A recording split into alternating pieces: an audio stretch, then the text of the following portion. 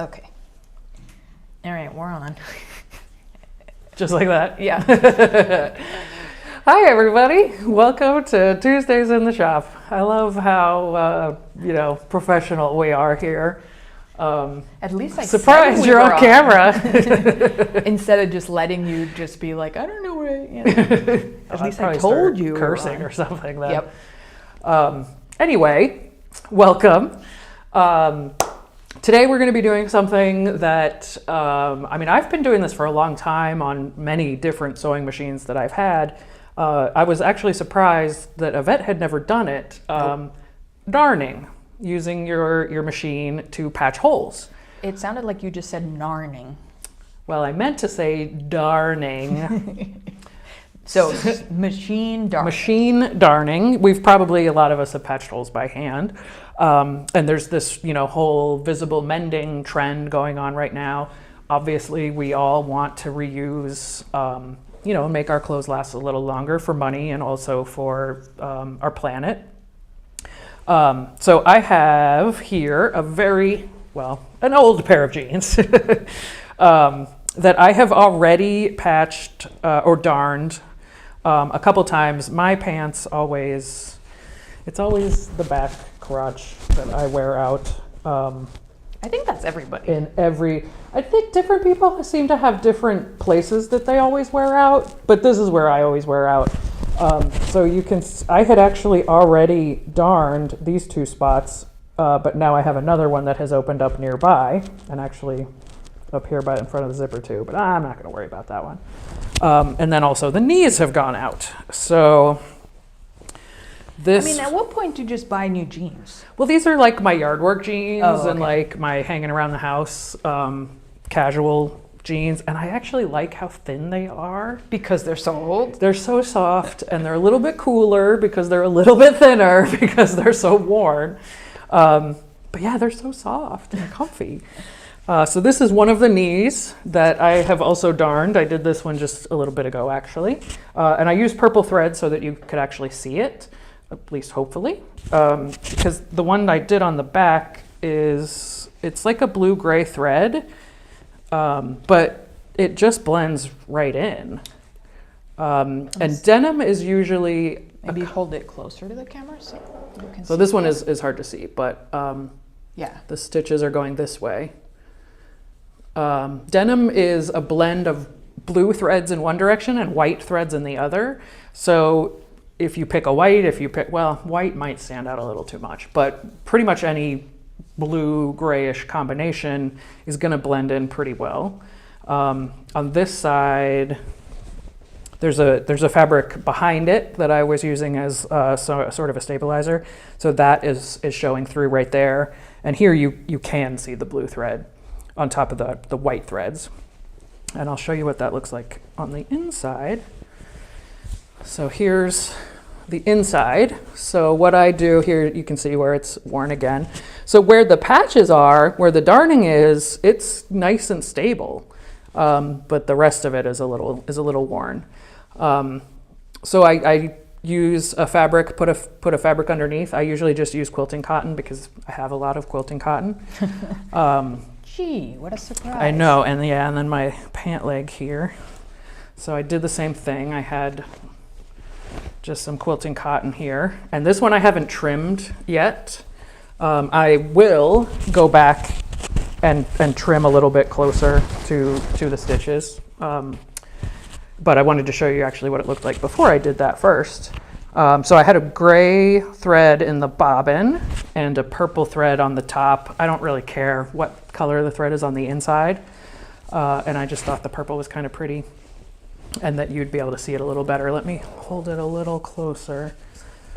So hopefully, can you see that? Yeah, you can definitely see. So the stitches are going up and down and forming reinforcement. So as you saw, there's fabric behind this. You could do it without fabric, I think. But if you've already got the hole, it just makes more sense to have another fabric behind it to give it a little bit more structure, more stability. My other leg has a hole too. So I'm going to this is a theme. Patch up one of these holes so that you can see. And then my husband, I don't know if we'll do all of these, but my husband, for somehow, every single one of his sleeves, or his the sleeves on his flannel shirts, gets a hole in it in this location. And I don't know, he's got like 6 or 8 of them now that I need to fix for him, or he can fix for himself. So this one I've already applied the quilting cotton behind the hole. This one's a pretty big hole, so you would most definitely want to put a fabric behind it. I mean, for the jeans, if you had some extra denim lying around, that would probably be the best. I don't think I do. Anyway, I'm sure you have other ripped up jeans. I have all kinds. Yeah, I have so much stuff. But like I said, I have a lot of quilting cotton. Like if you had jeans that had a little bit of stretch in them, would it be better to find a patch fabric that also had some stretch? Well, the stitches, the darning stitches won't stretch. Right. So it doesn't really matter. Okay. So that's a good point, though. So if you were doing this in stretch fabric, you would lose the stretch where the hole is. But yeah, you could use any fabric. It wouldn't have to be another stretch fabric because the stitches are going to prevent. And I've never seen a darning program in a machine that uses a zigzag stitch, because that would probably work for stretch.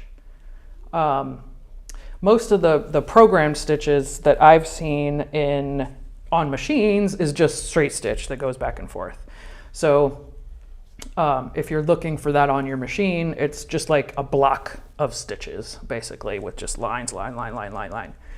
And most machines have one of these stitch programs.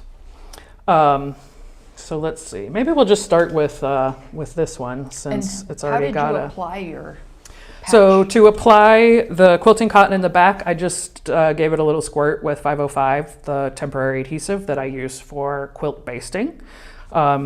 Just to, because I don't need it to be a permanent hold. I'm going to stitch it down, but just so that it's not moving around while I'm trying to do that.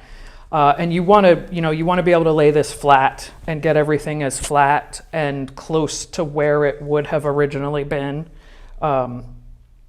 in the first place. So I could probably go in and look at this weave. I don't know that it was ever quite this wide apart, but whatever. The other thing, it doesn't have to be perfect. You're patching a hole in the first place. So you're already sort of past the perfection point. So why not, just go for it. It keeps them usable, and you can even have a little fun and, use some colored threads or something. Or you could have variegated thread. You could use variegated. You could put a different color fabric behind it and have a little pop of color. So you could definitely do lots more than just your basic blending in mending. So I already have the fabric on the shirt, so we can start with that one. We probably won't finish it because it is a big hole, but you'll at least see how we start.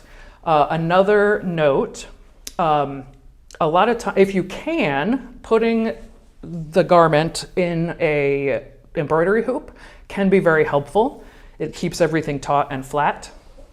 And I did go grab one, but the fact that my holes are either in sleeves or pant legs, the hoop I wouldn't be able to put it over the free arm of the machine if I put it in a hoop. And I don't want to stitch both layers of the pant leg together or both layers of the sleeve, then it's not so good. Is there such a thing as machine embroidery darning? Yes. Because that would be cool. There absolutely is. Okay, so that'll be a different video. Yes, that'll be a different video. Because when you said hoop, I was like, You certainly could, yes. Okay. But again, it would have to depend a little bit on where on the garment it is. Yeah. Sleeves are going to be a little bit harder. Pant legs are going to be harder. So that might limit you somewhat. That's a good point. But yes, that's certainly possible. And I feel like I learned something about it last week. Last week I spent several days in Bernina embroidery software training. So now I know all about how to digitize embroidery designs and all that good stuff. And I feel like they said something about mending. You can definitely do buttonholes, which is nice because then you have them all spaced out, ready to go. Push a button, all of your buttonholes are perfect. The Brittany is already pretty good at really buttonholes. Weird to think about. Can you do like really decorative Yes. buttonholes? You could do any kind you want. You could add, stuff around it or whatever you want. Anyway, we're getting a little bit off topic. Sorry. Here. I'm the worst because as you're talking, I'm thinking. Her head is going. But I just learned all of these things that are possible, with the embroidery unit and the software. When you put them together, there's just so much capability there. But anyway, we'll talk about that later after I've had a little bit more time to process it and hopefully be able to show. Try it and show it a little bit better. So for now, we're going to go back to the darning, stick to that. Can switch our cameras here. Look how nicely we set up the camera this time for the sewing machine. Now I just have to find the sleeve. Here it is. So this one, I'm going to put the sleeve over the free arm here. So I've taken the table off and just kind of get it on here. And which presser foot do you have? Actually, no, I had the other one. This is the number 1. Okay. The manual says you can also use the buttonhole foot, the automatic buttonhole foot. For those of you that don't have a Bernina, the number 1 foot is just your general all-purpose zigzag foot. It needs to have the wide opening because the needle's gonna move from one side to the other. So this, I could do it this way where the lines would go across the hole. I think that would be tricky and probably not work as well. Yeah. Right, it would be a super long line. So I'm gonna do my best. Well, maybe this, I did it earlier and it worked. So I'm gonna try and turn this. So you need to make sure that none of this fabric ends up under the part that you're darning. And it feels like, yes, some of it was. Okay, so I'll try this here, make sure everything's nice and flat. See, this is where being able to hoop this would be helpful, but yeah, because then you wrestle it once. Exactly, yeah. But in this case, I've got a little bit of a lump there. I'm gonna try to squeeze or push that down. So we'll just start here. Make sure, once again, no fabric. My fabric underneath is flat. So this time, I have the green thread. I was gonna do gray thread. Yeah, whatever. It's right there. All right, we'll switch. Although he probably doesn't care. Let's see, the gray should blend in with this pretty well. I can get it on.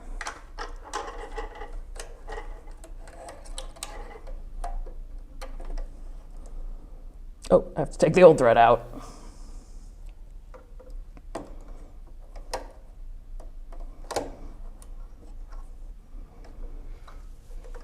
Okay.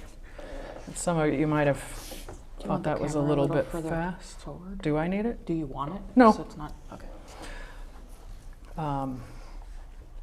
I've threaded a lot of machines. And I can You do don't it say. pretty quickly.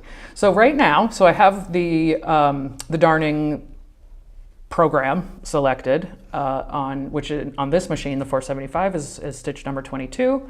But like I said, most machines have this capability. So right now it is not programmed. So what's going to happen? The needle's on the left. It's going to sew down until I tell it to stop, basically.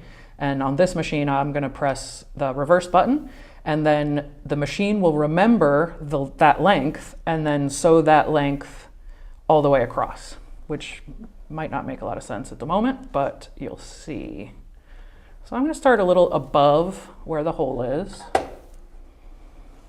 And if there were threads across, you might want to clip them just so that they don't get caught in the toes of the presser foot. Thank you, yes. So I'm not even doing it straight. Oh, I didn't get my stripes lined up. Oh well. So now I've gone past where my hole is. That's probably pretty good. So I'm going to press the reverse button, and now it is programmed. And now all I really have to do is kind of just keep it flat. Ah, something happened. What just there. happened? I'm not sure. Bad demo. Oh, a thread got caught. I can feel it. A shirt thread? I'm not sure. How come you're using the presser foot and not the start stop button? No particular reason. You could absolutely use the start stop button. Let's see if that.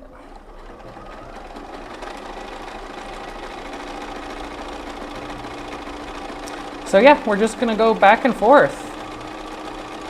And it should be a consistent distance across, but because I, was fiddling with it there, it isn't there at the beginning. And it's magic. kind of. And there's a different stitch also that then also goes across, which is the reinforced darning, which you can do too, like the name implies. It would be a little bit stronger.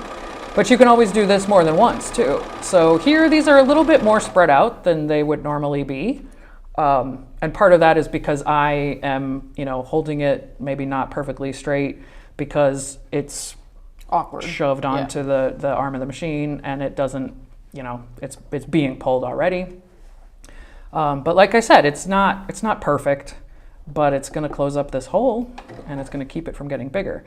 Okay, so now that I have it programmed, I'm just going to cut my threads, and it did a securing stitch at the end all by itself. Now it's gone back to the beginning position, and I can just move it over and do it again. And this time it's already programmed with the length, so I don't have to do that again on this particular machine anyway. Read your machine's manual and make sure and see how your particular machine works. But like I said, I've done this, I did it on my Kenmore, I did it on my Pfaff, I do it on my Bernina.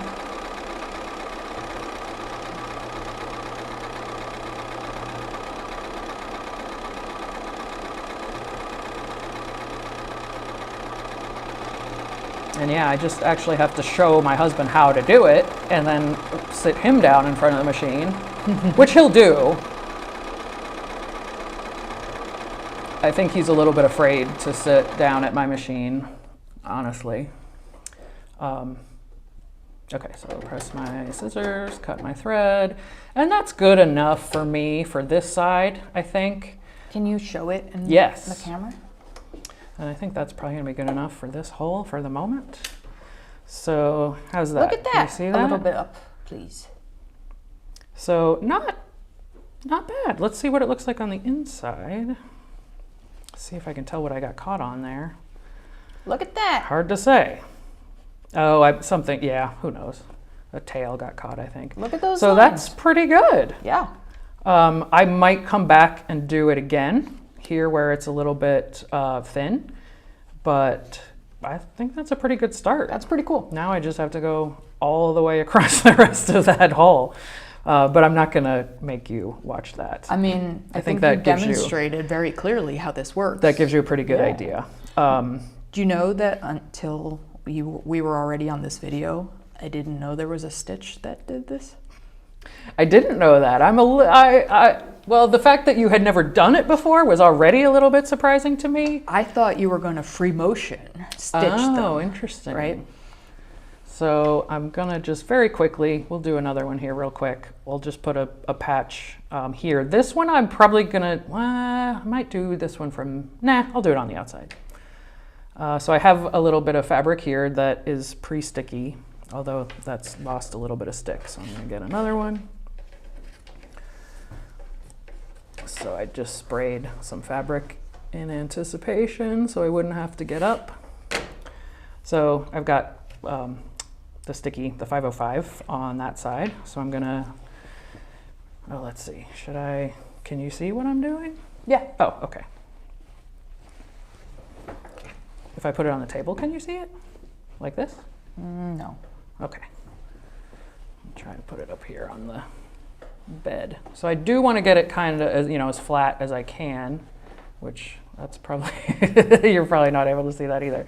No, we can see that. Oh, okay. So then, yeah, I wouldn't be doing it on the bed of the machine, but whatever, we'll make it work. So I'm gonna put that down.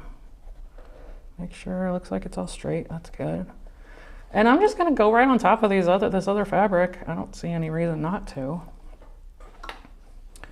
But yeah, let's do it from this side. So you just want to make sure that everything, this one will be easier to get under the needle at least.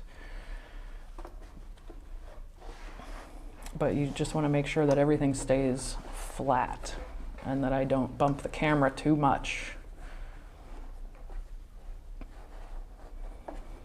Okay, and because I'm close to this heavy seam, it might be a tiny bit tricky. Let's see.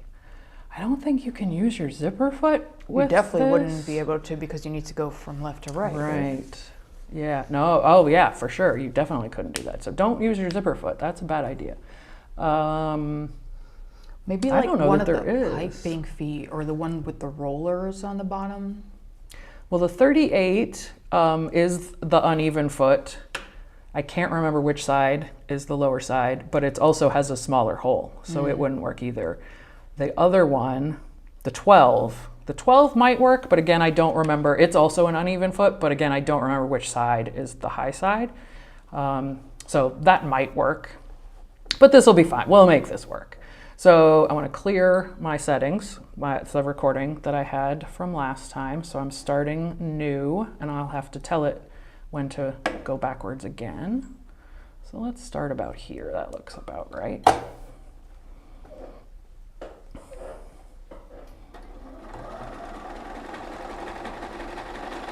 Yeah, and it's just kind of weird. Close to your seam, yeah. Yeah.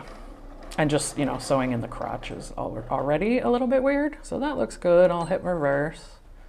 Trying to keep it flat. Right. But like not stretch too much. Right, exactly. Right, not stretch. But I probably should have clipped these threads too to keep my foot from getting caught. But I'll just keep my fingers crossed. Do what we say, not what we do. Although seeing me get the foot caught would probably be a good Lesson. yeah. Oh, nope, not quite. I thought it was getting caught.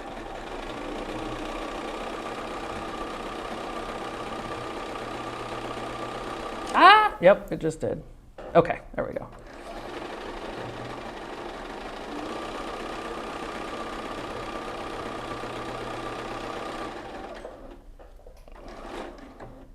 Okay, so that was the end. So I cut my thread, starts back over on the left again. And so as you can see, this one goes from left to right. Some, I think I'll go from right to left.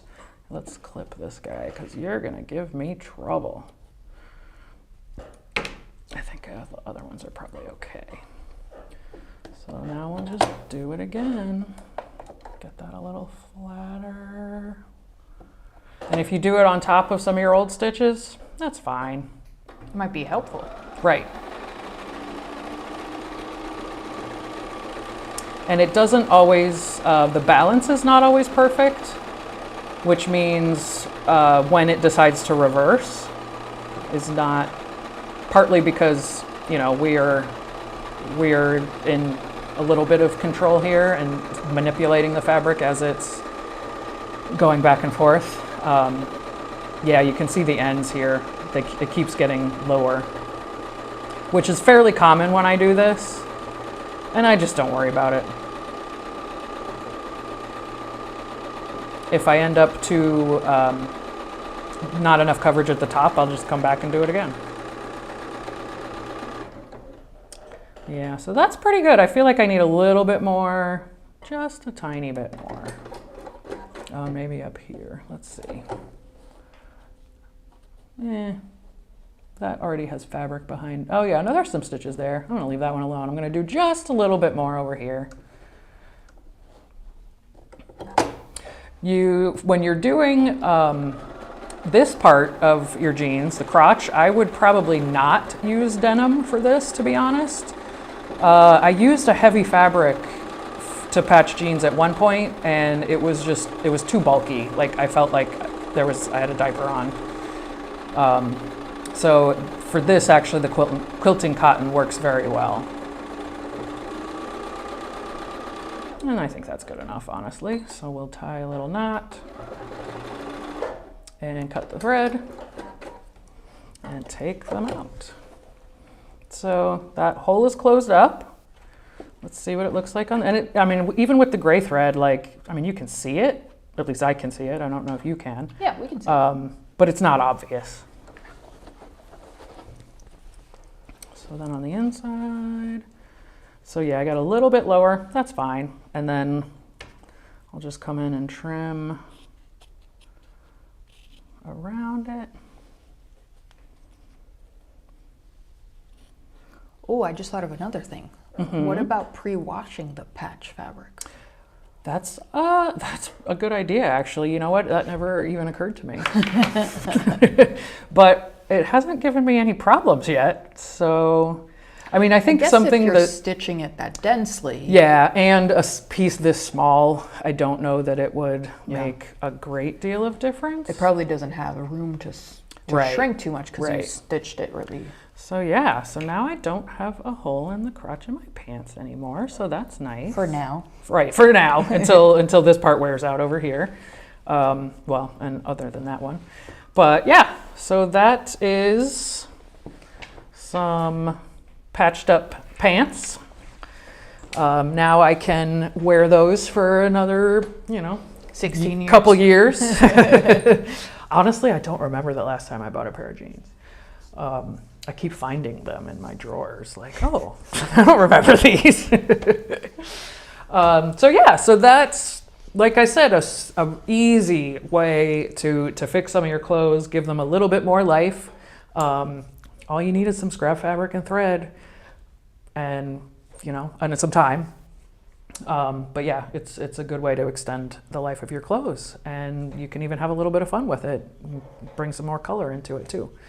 Do you like to kind of prep a bunch ahead of time and then just bang out? I don't usually have that many to do. Usually, it's one pair of jeans, but that is most likely what I will do with these shirts. There literally is a stack of 5 of them, or maybe more. So in that case, yes, I think probably. I'll have him, I'll show him how to do it, get the first one started for him, give him all the materials, and just let him do it. And I mean, he's used a sewing machine before. He's not an expert, but he's capable is probably the right word. So I have no doubt that he'll be able to do this. Yeah, I think just about anybody could do this. Yeah. I would say my 5-year-old could do it, but I'm still afraid to let her sew anything. Yeah, because she might sew her finger. Yeah. Because, yeah, we won't go into that. Actually, she has started sewing. She's been using I thought you were going to say she has sewn her finger. No, she hasn't. But yeah, she actually has started sewing. Good. My grandma taught me when I was 7, so... Yeah, I don't even... Neither my mom or I remember how old I was, but as long as I can remember, right, I've been sewing. So, yeah, and I have... she told me she wants to be what did she say? A fabric sewer or an art sewer or something. She wants to be a sewer like me. So that was really cute. Yeah, that's cute. But yeah, I think that's it for this week. Just, quick one. Thanks for joining us. Yeah, thanks for watching, and we will see you again next week. Have a good night. Bye.